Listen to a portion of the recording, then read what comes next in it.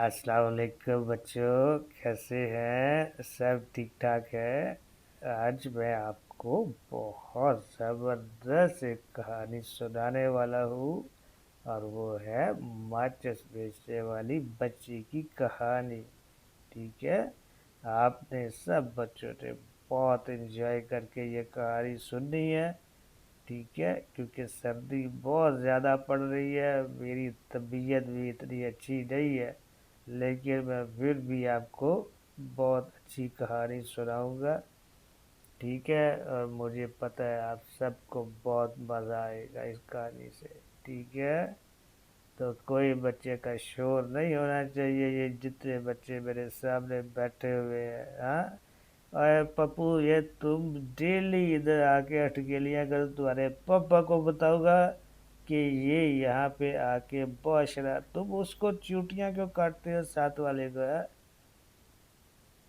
शाबाश, very good. उधर जाके बैठो और फिर कहानी सुनो, है? वेरी गुड, वेरी गुड मेरा बेटा, शाबाश। तो बच्चों, बात ये है कि सर्दी का मौसम था और शाम का टाइम था। ठीक है,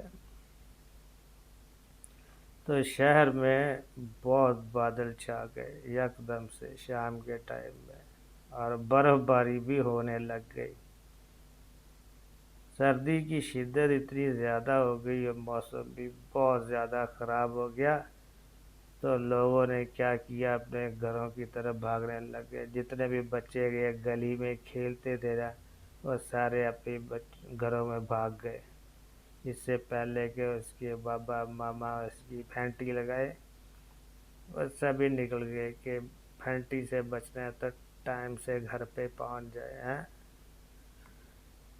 तो क्या हुआ बच्चों के, शाम का टाइम था तो एक छोटी सी बच्ची ना नंगे पाँव गली में से गुजर रही थी। उसने ना घर से निकलते एक बसीदा सी पुराने से कपड़े पहने हुए थे, और ना उसका जूता भी टूटा ही हुआ था बेचारी का। वो ना सड़क पार करने लगी तो तेज गाड़ी उसके सामने से गुजरी, जिससे ना उसकी वो टूटी हुई चप्पल जो थी ना, वो भी उधर ही कहीं गिर गई बेचारी की। तो वो ना बेचारी जूता इधर उधर ढूंढने लग गई तो उसको मिले ही ना। तो वो फिर ना नंगे ही पाँव उधर चलती रही। लेकिन अब वो घर की तरफ नहीं जा रही थी, वो दरअसल ना माचिस बेच रही थी। वो माचिस की तीलियां उसके हाथ में पकड़ी हुई थी। उसने कहा, ये मैं थोड़ी सी तीलियां बेच के तो फिर ही घर जाऊंगी। लोग तो फटाफट भागे जा रहे थे, तो वो परेशान हो गई कि ये मेरी तीलियां कौन खरीदेगा। वो क्या करती थी कि सुबह सवेरे ना माचिस बेचने के लिए घर से निकलती थी, और आज भी वो ऐसे ही शाम में निकली थी। लेकिन ना क्या हुआ कि वो एक भी उसकी माचिस की डब्बी जो है ना, वो सेल नहीं हुई थी, किसी ने ली नहीं उससे बेचारी से। तो उसने ना बड़ी उम्मीद से राह चलते हुए लोगों को ना माचिस की तीलियां दिखाई कि कोई ले ले। लेकिन हर बंदा उसको ना झिड़क के भगा देता था कि जाओ भाई, इधर इतनी सर्दी पे हम घर से आ रहे हैं, तुम्हारे से माचिस की तीलियां कौन खरीदेगा। और लड़की बेचारी ना मायूस हो के तो जाने लगी, चलने लगी, साथ में रोती भी रही कि कोई ले ही नहीं रहा। सर्दी इतनी ज़्यादा थी कि वो ना बेचारी ना कांपने लग गई सर्दी की वजह से। सुबह से उसने कुछ खाया भी नहीं था, और ना उसकी हालत बेचारी की बहुत ख़राब हो गई थी। वो क्या हुआ कि एक ना घर के आगे से गुजरती है, तो शीशे की खिड़की से ना उसने अंदर देखा कि सुबह सामने मेज़ पे खाना लगा हुआ है, और दो लोग खाने में ना बहुत मज़े से मगन है। बड़ा मज़ा लेके वो खाने खा रहे हैं। स्वीट्स भी हैं, उसके बाद चावल भी है, क्या क्या जो भी बच्चे होते हैं वो सभी वो लवाजमात पड़े हैं, वो खा रहे हैं अंदर बैठे। ये बेचारी खिड़की से ना अंदर देख रही है हसरत से कि ये मैं भी अगर खा लूँ तो कितना मज़ा आए। लेकिन उसको किसने देना था, वो बेचारी ने उसको खाने को ना बड़ी हसरत से देखा, تو وہ نا بس نا ایسے ہی اس کو دیکھ کے تو آگے چل پڑی. تو اتنے میں نا بیٹے اندھیرا ہی ہو گیا، رات پڑ گئی، اور اس نے جوتی بھی نہیں پہنی ہوئی تھی. تو وہ لڑکی بیچاری نا ایسے چلتے چلتے نا گلی کے نکر میں جا کے نا ایک دیوار کے ساتھ نا بیٹھ جاتی ہے. ٹھیک ہے. سردی اس کو بہت لگ رہی تھی، بھوک بھی بہت لگی ہوئی تھی، لیکن وہ بیٹھ گئی ادھر. اس کی نا بہت حالت خراب بیچاری کی ہو رہی تھی. گھر جانے کی بھی نا اس میں ہمت نہیں تھی، اور اس کو ایک ڈر بھی تھا کہ ایک بھی ماچس تو فروخت نہیں ہوئی تو ایک بھی پیسہ اس نے کمایا نہیں ہے تو اس کا باپ اس کو بہت مارے گا. اس خوف سے نا وہ بیچاری وہیں پہ بیٹھی رہی، اور سردی سے نا ٹھٹر رہی تھی وہ. اس کے ہاتھ نا سردی سے نیلے پڑ چکے تھے بیچاری کے. اس نے ماچس کی تیلی جو تھی نا وہ دیوار سے رگڑی اور نہ وہ جل گئی. تو اس نے کیا کیا کہ اپنا ہاتھ جو تھا نا وہ اس کے اوپر رکھا تھوڑا سا فاصلے پہ. تو اس کو ہاتھ کو نا گرم کرنے کی کوشش کرنے لگ گئی. وہ ابھی ہاتھ گرم کیا ہونا تھا، وہ تیلی بجھ گئی. وہ اتنی دیر میں اس نے نا وہ کیا کیا کہ وہ کہتے چلو دوسری تیلی جلا لیتی ہوں، تھوڑا سا فرق پڑے گا. اس نے دوسری تیلی جلائی. ٹھیک ہے. تو وہ بھی بہت مطلب روشن شعلہ اس میں سے نکلتا ہے. تو کیا دیکھتی ہے کہ اس کے سامنے نا ایک میز ہے. ٹھیک ہے. ٹیبل. وہ اس کے اوپر بڑے لذیذ پکوان پڑے ہوئے ہیں، اور اس نے نا اتنا کھانا پہلے کبھی زندگی میں دیکھا نہیں تھا. اسے لگا کہ کھانے کی خوشبو ارد گرد پھیل گئی ہے، تو نا میں فٹافٹ سے کچھ کھا لوں اس سے پہلے کہ یہاں پہ کوئی پہنچ جائے. ہاں. اور اے شور تم کیوں مچا رہے ہو بھائی بیٹھ کے ادھر ہے؟ یہ میں تمہیں نکال دوں گا اگر تم اس طرح کی باتیں اس طرح خسر پسر کرو گے نا، تو کہانی کا سارا مزہ ہی خراب کر دو گے تم لوگ. چپ کر کے بیٹھو. کہانی بلا دیتے ہو مجھے اسی چکر میں تم لوگ. تو کیا تھا. مجھے دیکھو کہانی بھی بھولی جا رہی ہے اب آگے. تم لوگ نا باتیں کرتے ہو تو کہانی کا مزہ ہی خراب ہو جاتا ہے بچوں. اچھا. وہ کیا کہ ننھی جو لڑکی تھی نا اس نے چکھنے کے لیے ابھی ہاتھ ہی بڑھایا تھا آگے. اتنی دیر میں نا وہ ماچس کی تیلی بجھ گئی، اور سارا منظر جو نا اس کی آنکھوں سے غائب ہی ہو گیا پتر. اس نے ایک اور تیلی جلائی، تو اس کی روشنی سے نا اسے ڈھیر سارے تحفے نظر آنے لگ گئے. کھانے کی ٹیبل تو غائب ہی ہو گئی، لیکن نا اب کی بار نا اس کو نا کھانے کی بجائے تحفے کا ایک ٹیبل نظر آنے لگ گیا. وہ اتنے رنگین تحفے تھے، چمکدار لفافوں میں لپٹے ہوئے تھے، بالکل ایسے کہ جیسے اس نے دکانوں میں سجے ہوئے دیکھے تھے. اس کے نا والد نے کبھی اس کو عید شبرات پہ بھی کبھی تحفہ نہیں دیا تھا. وہ حسرت سے بیچاری نا تحفوں کو دیکھنے لگی. اس نے سوچا کہ کاش اسے صرف ایک تحفہ ہی مل جائے. اس نے تحفہ پکڑنے کی کوشش تو کی، لیکن اس وقت کیا ہوا کہ ماچس کی تیلی جو ہے نا وہ پھر بجھ گئی، اور روشنی جو ہے نا وہ ختم ہی ہو گئی پتھر. یہ منظر دیکھ کے نا وہ بڑی پریشان ہو گئی، بڑی اداس ہی ہو گئی کہ یہ کیا ماجرا ہے، کیا چکر چل رہا ہے.